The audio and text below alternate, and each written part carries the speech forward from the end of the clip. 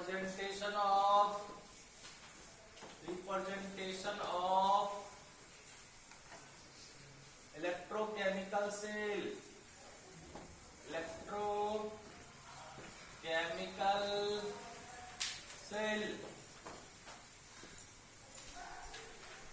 वैद्युत रासायनिक सेल का निरूपण, मतलब गैल्वेनी सेल का निरूपण। लिख लीजिए सारे लोग, वैद्युत रासायनिक सेल का निरूपण। हम लोग का टॉपिक है रिप्रेजेंटेशन ऑफ इलेक्ट्रोकेमिकल सेल। वैद्युत रासायनिक सेल का निरूपण। गैल्वेनिक सेल का क्या चीज? निरूपण का मतलब होता है ना दर्शाना। क्या करना? हम लोग का समझा देते हैं, उसके बाद हम लोग रिप्रेजेंट करने का नियम लिख देंगे। तो बाएं तरफ जो होता है आपका क्या रहता है? एनोड रहता है। क्या रहता है बाएं तरफ? गैल्वेनिक सेल में या वैद्युत रासायनिक सेल के बाईं ओर कौन रहता है? एनोड रहता है नहीं रहता है? दाईं ओर कौन रहता है? कैथोड। हम लोग जानते हैं एनोड पर क्या होता है? ऑक्सीकरण या अपकरण? ऑक्सीकरण होता है। और कैथोड पर क्या होता है? अवकरण होता है। और ऑक्सीकरण का मतलब क्या होता है? इलेक्ट्रॉन का त्याग की ग्रहण। ये मतलब एनोड क्या करेगा? इलेक्ट्रॉन का क्या करेगा? त्याग करेगा। अब कैथोड पर जो होगा वहां पर क्या होगा? अवकरण होगा। तो यहाँ पर इलेक्ट्रॉन का क्या होगा? ग्रहण की क्रिया होगी कि नहीं? और ये आपका हुआ, इसको कहेंगे ऑक्सीकरण अर्ध सेल। क्या कह देंगे? ऑक्सीकरण कौन सा सेल? अर्ध सेल। Oxidation half cell. और इसी को क्या कह देंगे हम लोग? अवकरण अर्ध सेल। यस या नो? एक तो कहीं ना कहीं लग रहा है कि अपोजिट वर्ड है, विपरीत शब्द। इनका उल्टा क्या हो रहा है? इधर ऑक्सीकरण तो इधर क्या हो रहा है? इलेक्ट्रॉन त्याग। इधर क्या हो रहा है? इधर ऑक्सीकरण अर्ध सेल का आ रहा है, इधर क्या कर रहा है? अवकरण। अब दोनों के बीच में क्या रहता है? लवण सेतु। क्या रहता है? रहता है ना उल्टी युग की। उसको हम लोग क्या से दिखाते हैं? दो गो ऊर्ध्वाधर रेखा से। किससे? इतना चीज हो गया। अब देखिए हम यहां पर दिखा रहे हैं, अब इसको सेल निरूपण करना है।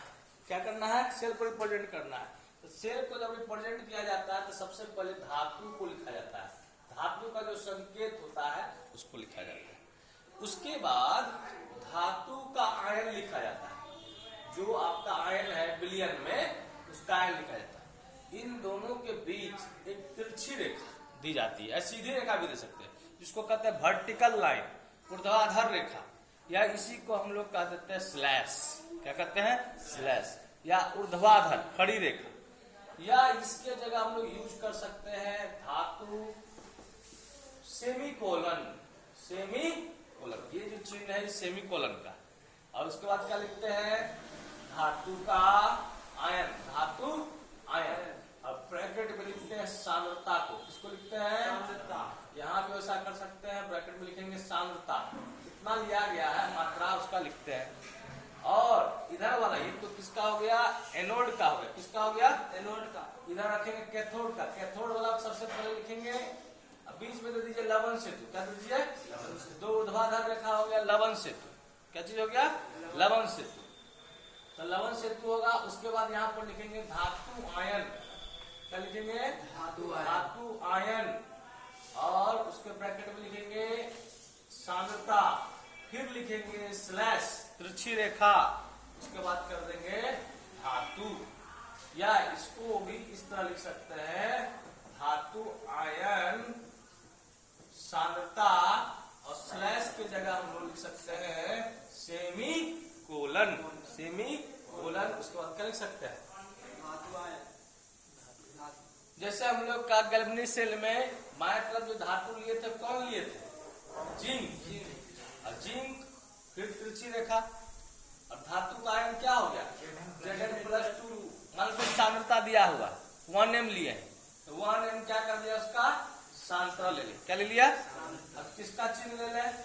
लवण से। किसका चिन्ह ले ले? अब उसके बाद धातु आयन, इधर धातु आयन कौन था? कॉपर। कॉपर +2, फिर तिरछी रेखा, फिर क्या लेंगे? धातु। धातु कौन था? मान लेते हैं सांता कितना लिया गया है?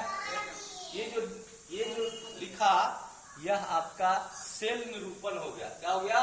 सेल निरूपण। किसका सेल निरूपण हो गया? गैल्वेनिक सेल का या किसका? वैद्युत रासायनिक सेल। समझ में आ गया? क्लियर है? नहीं समझ में आया? फिर से एक बार फिर से समझाते हैं। तो पहले एक बार लिख लीजिए आप लोग, अब लिख लीजिए। हाँ, यहाँ से लिखने का प्रारंभ कीजिए।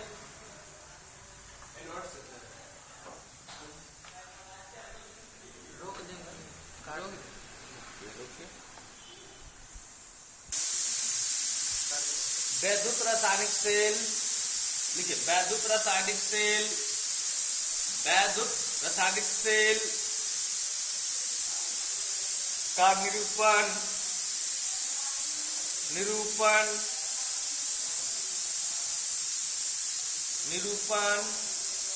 वैद्युत रासायनिक सेल का निरूपण या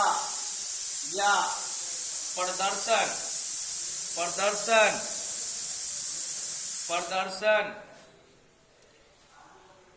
निम्न नियमों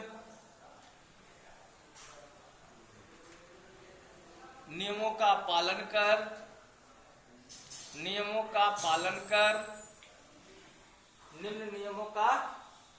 कर किया जाता है।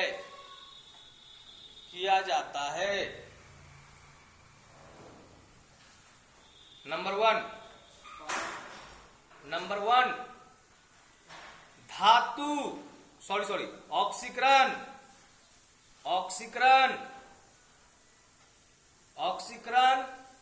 अर्ध सेल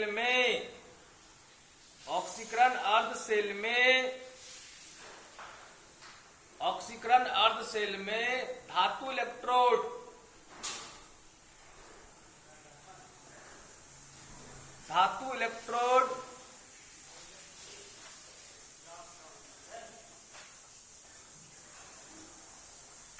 धातु के संकेत के द्वारा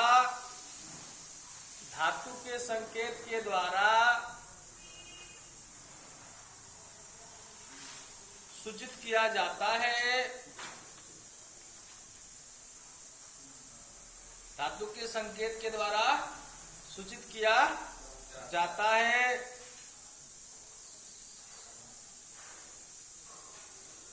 एवं इसके बाद धातु के धनायन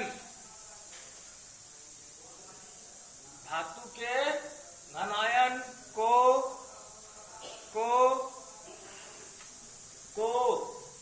सांद्रता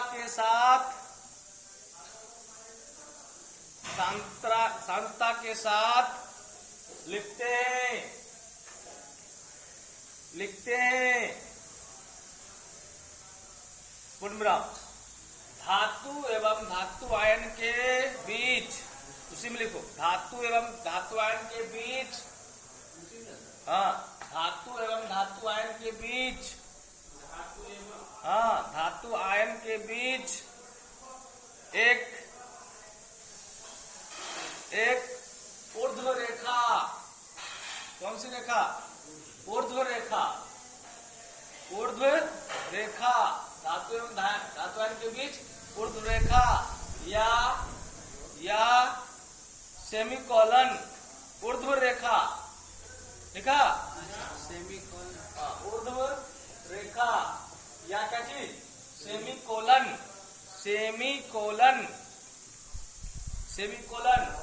है क्या? ब्रैकेट में लिख देगा सेमीकोलन के बगल ब्रैकेट में ऐसे है ना, सेमीकोलन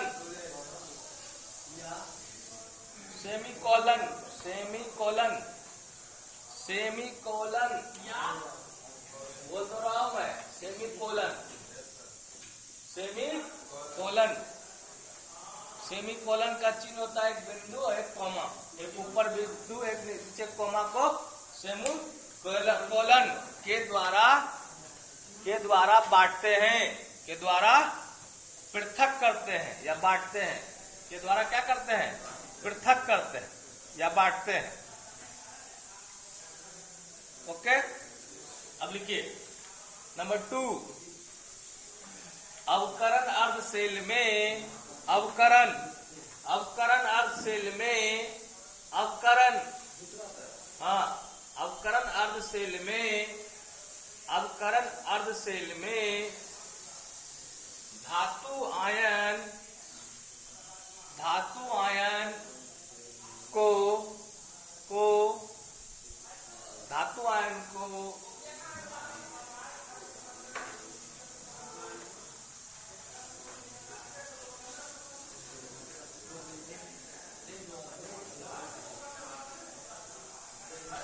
आयन को, धातु आयन को सांद्रता के साथ, सांद्रता के साथ, सांद्रता के साथ लिखते हैं, लिखते हैं एवं इसके बाद, एवं इसके बाद, एवं इसके बाद धातु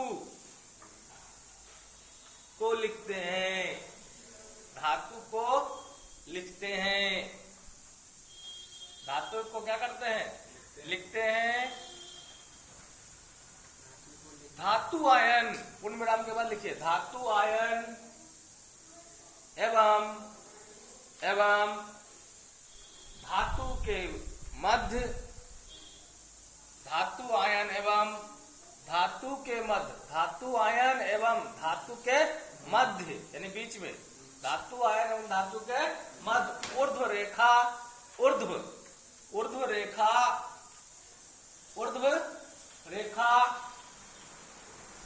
ऊर्ध्व रेखा, ऊर्ध्व रेखा या सेमीकोलन, सेमीकोलन रहता है, रहता है जो धातु आयन, जो धातु आयन एवं धातु आयन एवं धातु को, एवं धातु को पृथक करता है, बांटता है। नंबर 3 लिखिए दोनों अर्धशैलों के मध्य, दोनों अर्धशैलों के मध्य, दोनों अर्धशैलों के मध्य दो ऊर्ध्वाधर, दो ऊर्ध्वाधर, ऊर्ध्वाधर, दो ऊर्ध्वाधर रेखाओं से लवण सेतु को प्रदर्शित किया जाता है, प्रदर्शित किया जाता है। पूर्ण विराम। तो ये सिंपली वो जो लिखे हैं उतना वो इम्पोर्टेंट नहीं है, आप सिर्फ याद रख ले, एक लाइन में याद रख ले। जब भी आपको सेल निरूपण करना है, सेल का प्रदर्शन करना है, तो सबसे पहले किसको रखेंगे, धातु को। उसके बाद किसको रखेंगे, धातु आयन को सांद्रता के साथ, उन दोनों के बीच एक डंडा दे दीजिएगा, ठीक है। उसके बाद डबल डंडा, लवण सेतु, फिर धातु आयन, उसके ब्रैकेट में फिर क्या देंगे हम लोग, क्या देंगे, धातु आयन के बगल में क्या देंगे, सांद्रता दे देंगे। क्या दे देंगे, सांद्रता, इसलिए हम 1 दिए हुए। और उसके फिर एक ऊर्ध्व रेखा, फिर क्या चीज, यह हो गया सेल निरूपण। क्या चीज हो गया, सेल निरूपण। जैसे देखिए फिर से हम समझाते हैं।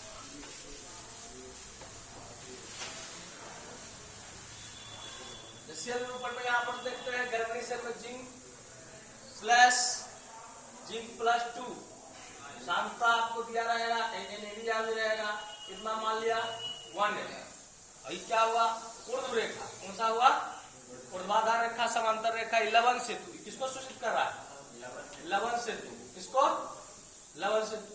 अब इसको क्या लिखना है, धातु का आयन, कॉपर प्लस 2, उसकी सांद्रता, उसके बाद क्या करेंगे स्लैश, उसके बाद किसको रखेंगे, यह आपका सेल निरूपण हो गया।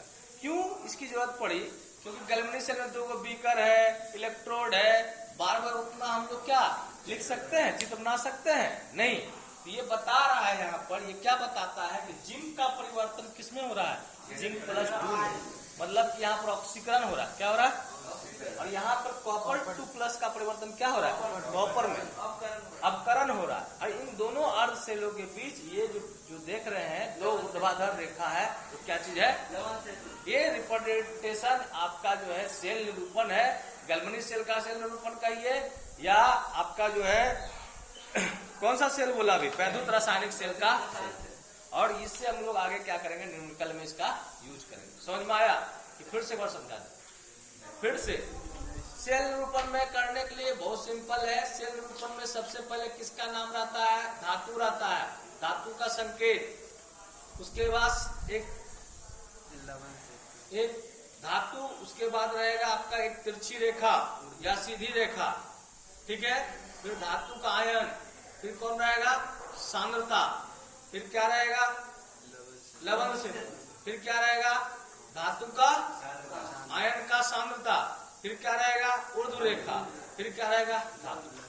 आप जैसे इसको आप केमिस्ट्री के स्टूडेंट है, इसको क्या पढ़ेंगे, इसको पढ़ेंगे कि जिंक का परिवर्तन किसमें हो रहा है, ये बाएं तरफ हो रहा है, मतलब एनोड पर हो रहा है। कैसा हो रहा है ये, और यहाँ पर 1m सांद्रता लिया गया कि जिंक प्लस 2 जो है बिलियन में, उसकी सांद्रता कितनी ली गई है, 1m।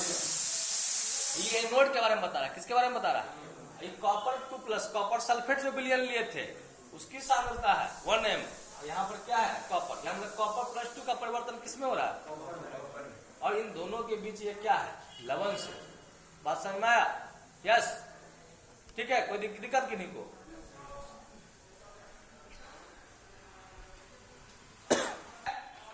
क्वेश्चन है, क्वेश्चन जब कराएंगे बनाएंगे तो उससे क्लियर हो जाएगा।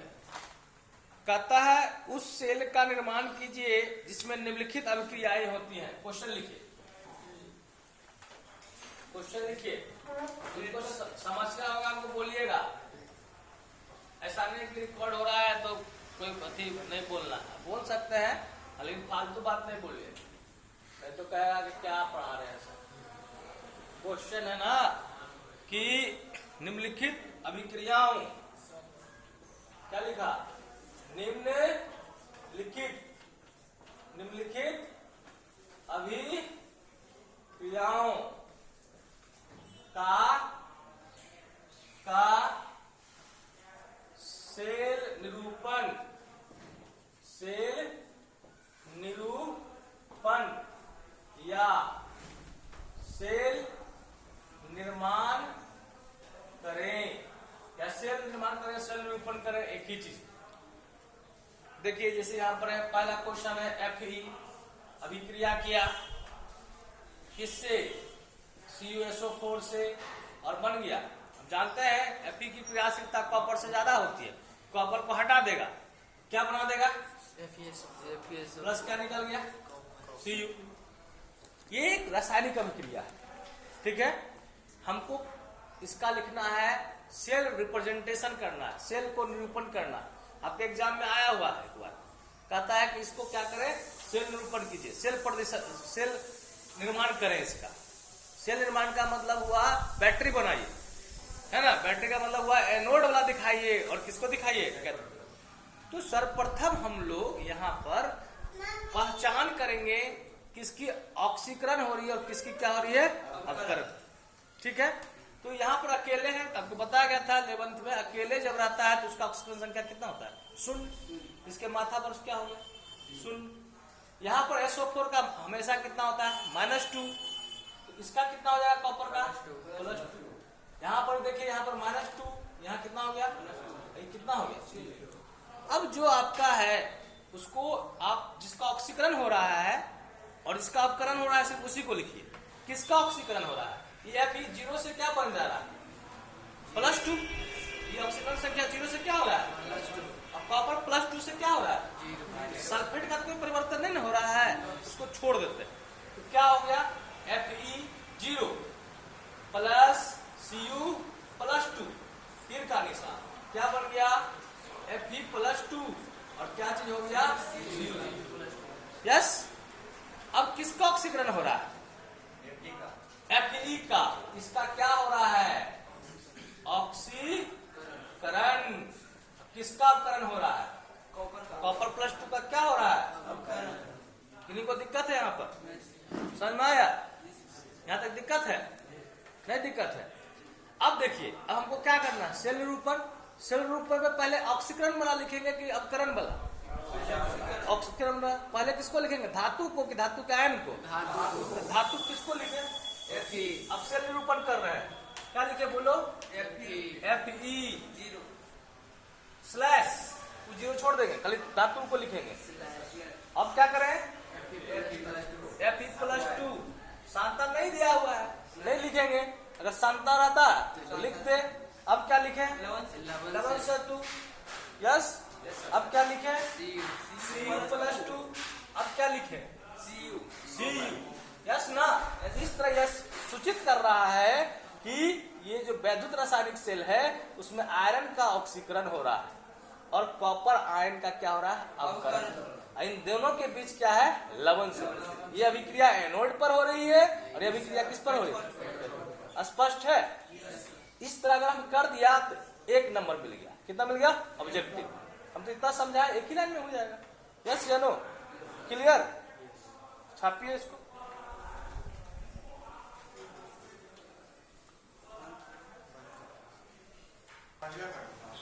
अब बहुत सारा बच्चा ऑक्सीकरण अपकरण भूल गए, ऑक्सीकरण संख्या निकालने भूल गए। 11th में पढ़े होंगे, है ना? 11th का बाद 12th तक याद रह जाए, ये तो हो नहीं सकता।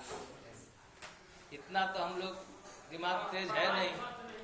फिर लेकिन थोड़ा सा अगर दिमाग में यहाँ पर थोड़ा पिन करेंगे तो हमारी बात क्या हो जाएगी? याद हो जाएगी, है ना? तो हम आपको हल्का सा हिंट देते हैं। जो जरूरत है यहाँ पर वैद्युत रासायनिक सेल में जरूरत है, इलेक्ट्रोकेमिस्ट्री में जरूरत है, ऑक्सीकरण अपकरण थोड़ा सा बताते हैं। अभी ऑक्सीकरण अपकरण का तो बहुत सारा परिभाषा पढ़े हैं आप लोग। जैसे ऑक्सीजन का जुटना क्या कहलाता है? ऑक्सीकरण। हाइड्रोजन का हटना भी क्या कहलाता है? ऑक्सीकरण। इलेक्ट्रॉन का क्या कहलाता है? त्याग। ऑक्सीकरण। और ऑक्सीकरण संख्या में वृद्धि, ऑक्सीकरण संख्या में वृद्धि भी क्या कहलाता है? ऑक्सीकरण का उल्टा क्या होता है? अपकरण।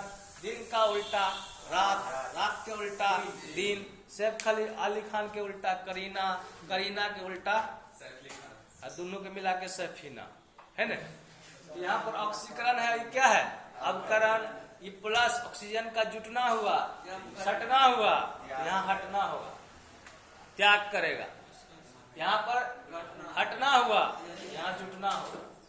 यहाँ त्याग कर रहा था, ग्रहण करेगा। ऑक्सीकरण संख्या में वृद्धि थी, ऑक्सीकरण संख्या में क्या हो गई? ठीक है।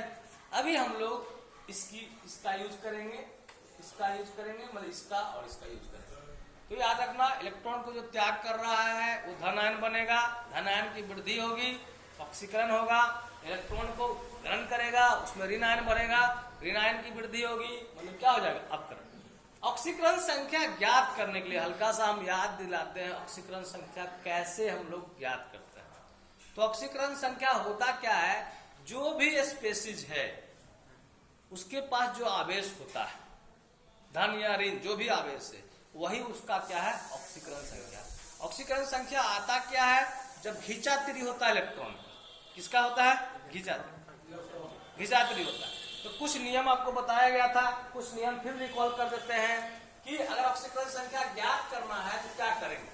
जितने भी स्वतंत्र एलिमेंट हो गए, स्वतंत्र तत्व अकेले रहते, हाँ, किसी से दोस्ती नहीं करेगा तो कोई घिंचाते रहे। अगर हम ना मेहरारू रहते ना बाल बच्चा रहता तो नींद आता, अच्छा है कि नहीं, कोई टेंशन नहीं, कोई छोटा छोटी नहीं, कोई चार्ज नहीं, कोई टेंशन नहीं, मतलब आवेश नहीं। जैसे मेहरारू आ जाता है, बाल बुतरू हो गया, टेंशन हो गया।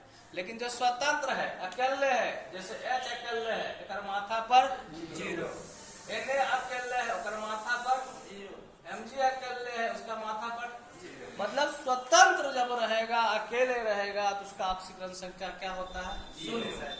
अगर समान परमाणु, अगर एक जैसा, हम भी है, हमारा धर्म पत्नी भी है, दोनों एक के नियम सोच के है, कहता है पूरब चला तो पूरब, पश्चिम चला तो पश्चिम, तब अच्छा नहीं है जी, कोई घिंचातरी, माथा छोटा छोटी।